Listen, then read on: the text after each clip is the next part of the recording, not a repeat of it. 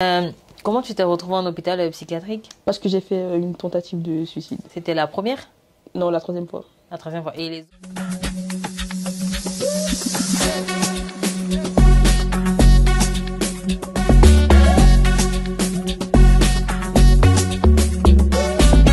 Hello mes stars, j'espère que vous allez bien. Moi ça va super bien. On se retrouve aujourd'hui pour une petite vidéo en mode journal intime avec Alia.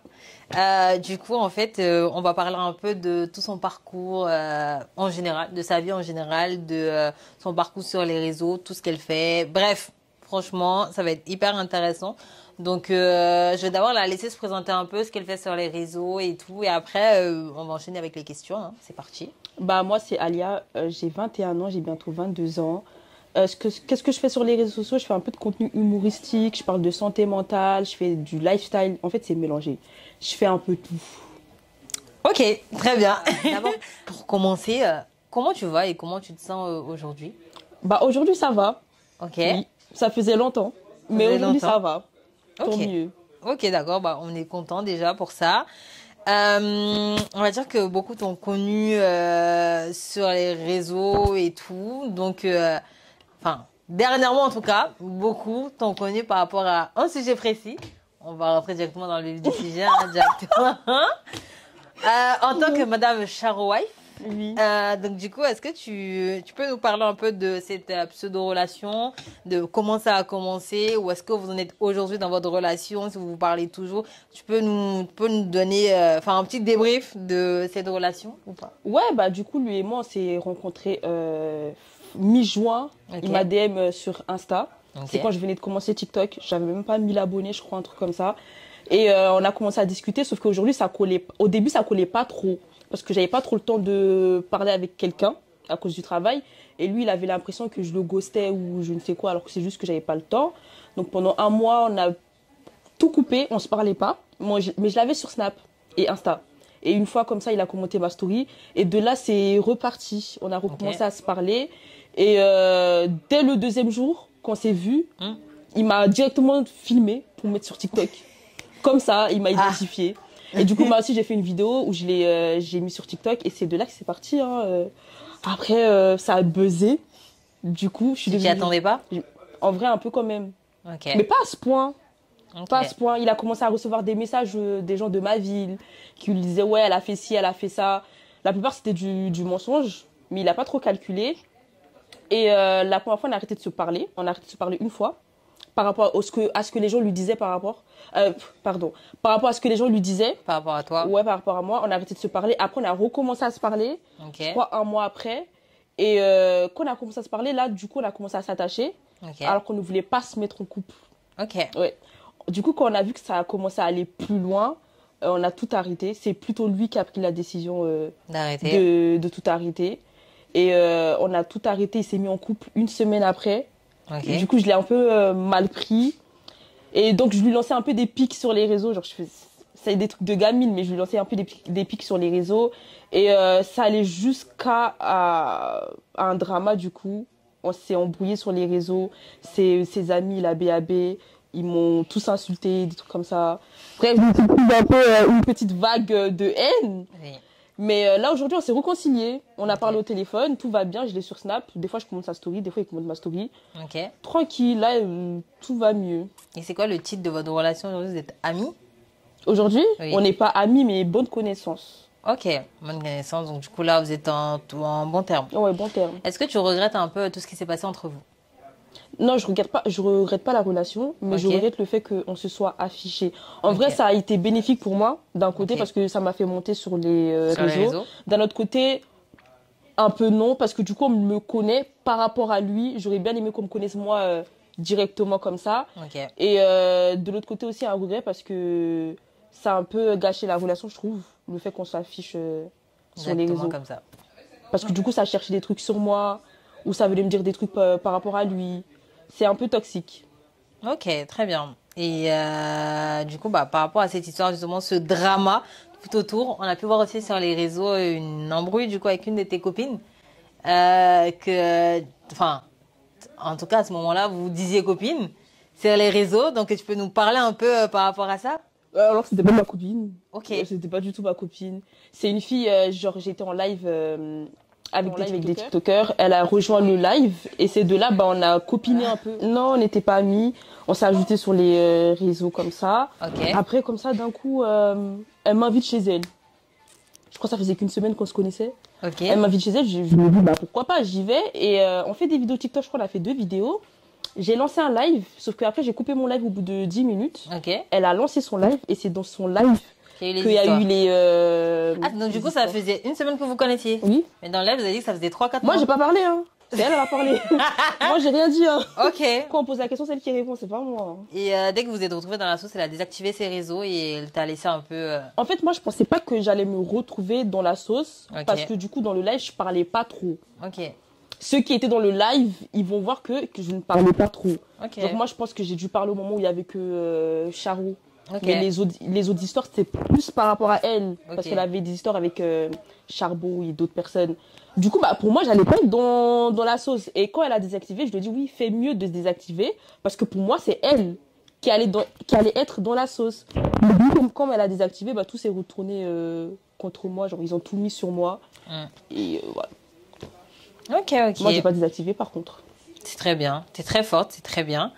Et entre-temps, tu nous as parlé aussi de toute la vague de haine que du coup tu t'es prise. Comment tu l'as vécu? Comment tu t'es sentie par rapport à tout ça?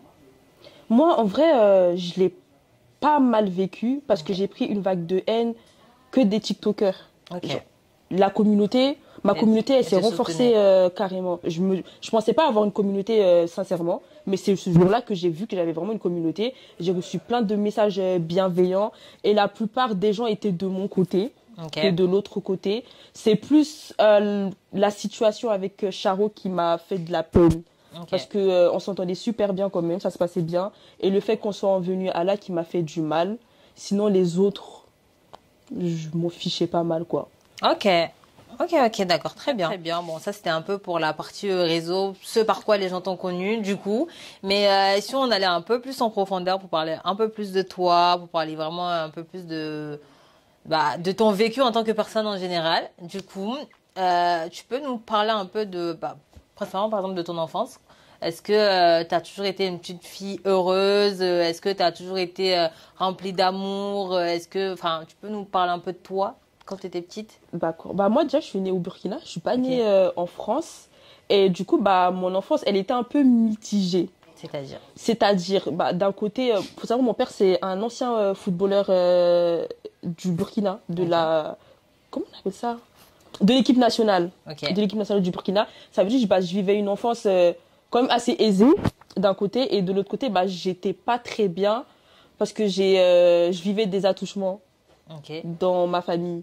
Ok. De la part de mes oncles, du Ok. côté de mon père.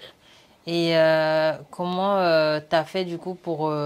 Enfin, déjà, comment t'as fait pour... T'en as parlé, déjà? Bah, non. Tu n'en as jamais parlé? Bah, en fait, oui et non. J'avais une cousine qui habitait avec moi et j'en avais parlé à ma cousine. Sauf que l'un des oncles qui me touchait a entendu et il a anticipé, il allait voir mon père. Il a dit à mon père que je racontais n'importe quoi, etc. Et tu connais en Afrique, quand t'es petite, on dit que les enfants, ils racontent n'importe quoi. Et bah, du coup, mon père, il s'était énervé contre moi. Et j'ai pas osé me défendre. J'ai dit OK. Et depuis ce jour-là, bah, j'ai plus parlé à personne. Je n'ai raconté ça à personne. Donc du coup, tu as subi des attouchements de quelqu'un de ta famille. Et derrière, en plus, on t'a du coup grondé pour au final vouloir en parler. Bah, mon père, pour lui, je racontais n'importe quoi. Ouais, je mentais. Et comment tu l'as vécu? Bah, mal. Très mal. Oui. Bah, du coup, bah, en fait, en grandissant après, c'est plus là en ce moment que je commence à en parler. Mais du coup, en grandissant, j'ai eu un blocage. Je n'en parlais à personne quand il m'arrivait des choses. Je disais à personne parce que du coup, j'avais peur qu'on ne me croie pas. Ok. Est-ce que c'est les seuls attouchements que t'as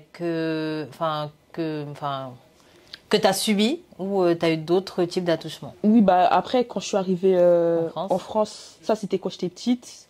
Après, quand j'ai quitté la France, au début ça se passait bien en France.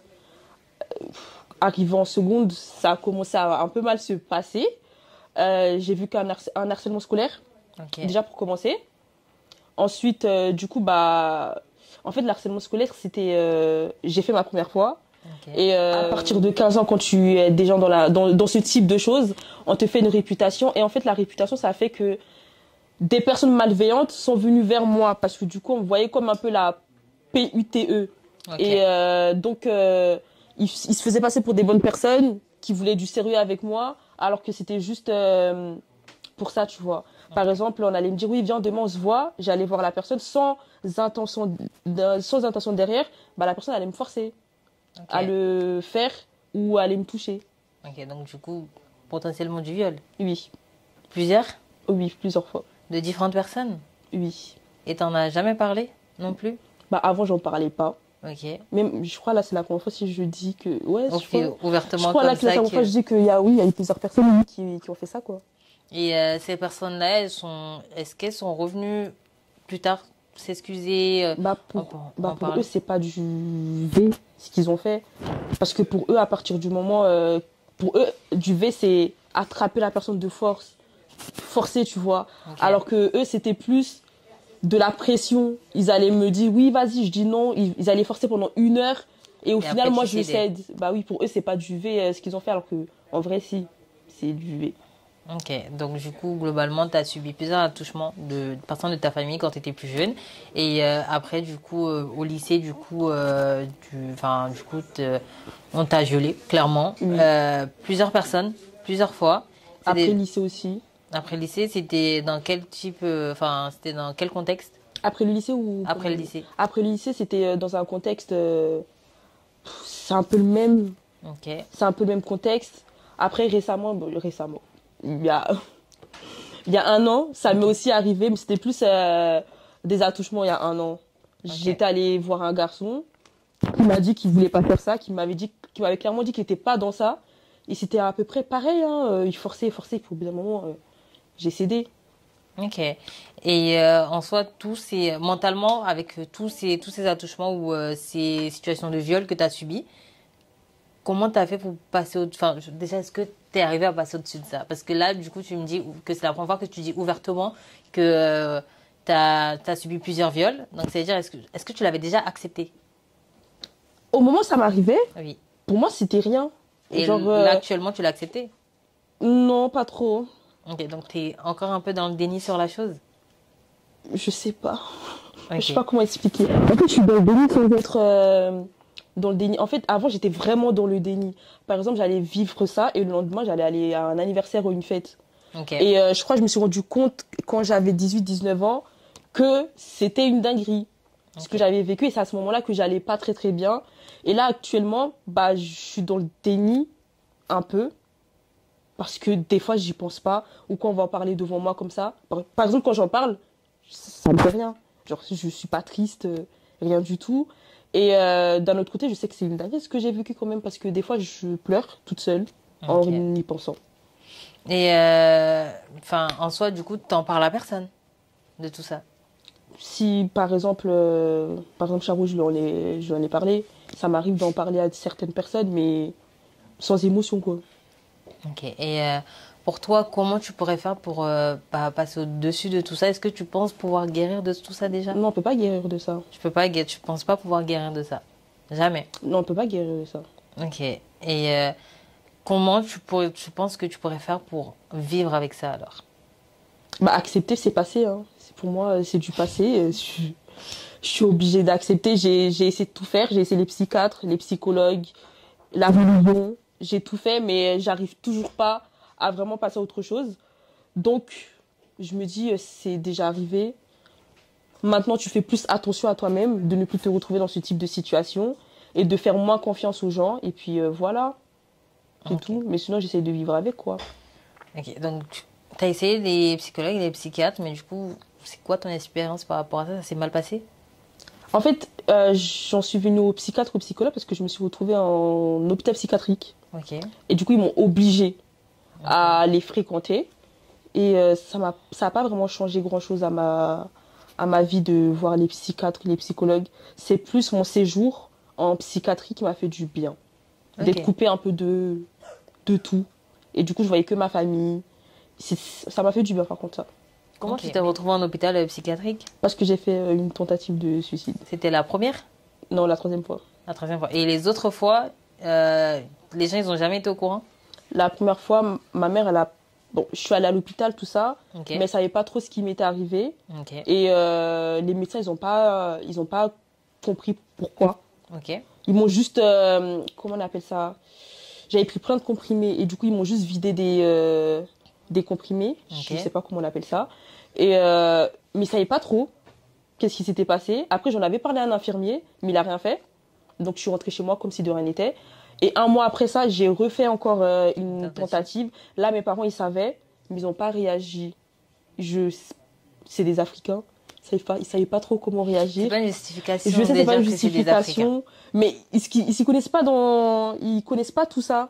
Okay. Du coup, bah, ils ont pas réagi. Et à ce moment-là, j'étais en couple. Et c'est mon ex, du coup, qui est venu me chercher pour me ramener chez lui et s'occuper de toi. S'occuper de moi. Et ça te fait du mal le fait qu'ils réagissent pas forcément ou qu'ils s'impliquent pas forcément dans ta santé mentale? Oui, avant l'hôpital psychiatrique, ils réagissaient pas. Mais après l'hôpital psychiatrique, ils se sont rendus compte que c'était super grave. Et là, du coup, ils sont plus attentifs à tout ça. Mais sinon, oui, avant, ça me faisait du mal. Ça me piquait quand même. Ok. Et ton séjour dans l'hôpital psychiatrique, c'est quelque chose qui t'a vraiment fait du bien. Ça t'a permis de t'apaiser et enfin pas de guérir, mais du coup de trouver une certaine stabilité mentale. Oui, ça m'a fait vraiment du bien. Donc, tu étais principalement juste tu vois des psychiatres ou tu étais sous traitement? J'étais sur les deux. Je voyais le psychiatre et j'étais sous traitement tous les matins. Ok. Et est-ce que c'est quelque chose que potentiellement tu conseillerais aux gens? Oui. D'aller en hôpital? Oui, j'ai même fait une vidéo sur ça, j'ai dit oui. Okay. J'ai dit oui, ça serait bien. Après, ça dépend des hôpitaux psychiatriques. Moi, en tout cas, où j'ai été, c'était bien. Ok, donc principalement pour toi, c'était positif parce que ça t'a ramené une certaine stabilité qu'avant que tu n'avais pas et ça t'a rapproché de ta famille et c'est quelque chose que tu n'avais pas. Oui, oui. Ok. Donc globalement, si je résume un peu dans ton enfance, tes parents n'étaient pas forcément hyper présents? Non, pas trop. Donc du coup, après, tu étais souvent amené à avoir des attouchements de quelqu'un de ta famille. Et quand tu as voulu en parler, on ne t'a pas cru. Et suivi de ça, quand tu es venu en France, ça s'est répété du coup par des viols de personnes en qui tu avais confiance, mais qui au final n'ont pas été très gentils avec toi. Suite à ça, du coup, avec tout ce qui se passait, tu as fait plusieurs tentatives de suicide qui au final t'a emmené dans un hôpital psychiatrique. C'est quand même beaucoup. Et mais genre, comment tu arrives à vivre ça? Comment tu arrives à vivre avec ça? Parce qu'en soi, tu l'as déjà vécu, à vivre avec ça et malgré ça, quand même, rester joyeuse, quoi. Et même là, juste m'en parler comme ça. Alors que je ne suis pas joyeuse du tout. Okay. On me le dit souvent. Dans la vie, tous les jours, je suis aigrie un peu. Ok. Et, du coup, je ne suis pas vraiment joyeuse. Mais c'est juste que moi, j'ai une facilité à mettre un masque, quoi. Ok. Par exemple, là, je peux rigoler avec toi, mais ce soir, je peux essayer de me couper les veines, quoi. On va éviter. On va éviter. On va éviter. Ne faites pas ça. Ne vous coupez pas les veines, s'il vous plaît. Allez voir un psychiatre, un psychologue. Parlez-en autour de vous. Hein, ou finissez en hôpital psychiatrique. Vous voyez, ça lui a fait du bien. Donc, ne faites pas ça. Ne vous coupez pas les veines, s'il vous plaît. Ok? Je peux leur dire de ne pas... On peut pas faire ça, non. Bah, du coup, j'en fais la prévention sur TikTok. Faut pas faire ça du tout. Non, mais franchement, si vous allez mal, si vous êtes en dépression, essayez de parler autour de vous. Ou juste vraiment aller voir des professionnels. Parce que je sais que c'est assez mal vu, peut-être d'aller voir des psychiatres ou même d'être en hôpital psychiatrique. Mais au final, si c'est quelque chose qui t'apporte du positif, qui te permet d'avoir un certain équilibre dans ta vie, je pense que c'est plus bénéfique de faire ça que de se cacher au final derrière un sourire et de faire semblant que ça... va mal, enfin, va bien. Voilà. Je voulais aborder un autre sujet que j'ai vu d'ailleurs que tu as déjà abordé sur TikTok, avortement. C'est quelque chose que tu as subi? Oui. C'était volontaire? Non, parce que je voulais pas. Tu peux nous en parler un tout petit peu? Bah, du coup, moi, je suis tombée enceinte à 16 ans. Ok. D'un garçon, du coup. En fait, je suis tombée enceinte après que ça soit fini. Ok. Le jour où il y a eu l'acte, oui. Bah, le même jour, il m'a frappée. Et ça qui a mis fin à la relation. Et donc, quand je suis tombée enceinte et que je suis venue lui dire, ouais, je suis enceinte, il m'a dit, mais t'es enceinte de qui? Parce que je suis venue un mois après pour l'écrire. Et il ne voulait pas du tout de l'enfant, ce qui est un peu compréhensible. Non. On était jeunes. Oui, Bon, mais au bout d'un moment, il ne s'est pas protégé. oui, c'est vrai. Donc, il ne peut pas dire je ne veux pas de l'enfant, ce n'est pas mon problème. Bah, du coup, il voulait pas de l'enfant. Et en plus, on n'était plus ensemble. Ok. Et moi, je lui ai dit j'allais garder. Parce que, bah, en fait, au début, je me disais non. Quand j'ai appris la grossesse, je me disais non, j'allais pas le garder. Et même avant ça, je me disais que si je tombais enceinte, j'allais jamais garder l'enfant. Mais en fait, au bout d'un moment, quand tu fais 1, 2 semaines, 3 semaines, avec un embryon dans le ventre, tu commences à t'attacher, mine de rien. Et du coup, bah, j'ai commencé à changer d'avis. Je me suis dit, bah, pourquoi pas le garder. Et mes parents l'ont appris que j'étais enceinte. Ma mère, elle a appris le jour même où je l'ai su, alors que je l'ai même pas dit. Elle a juste eu l'instinct maternel. Et elle voulait pas. Elle voulait pas que je le garde. Du coup, j'en ai parlé à mon père, parce que mon père, il est un peu plus doux.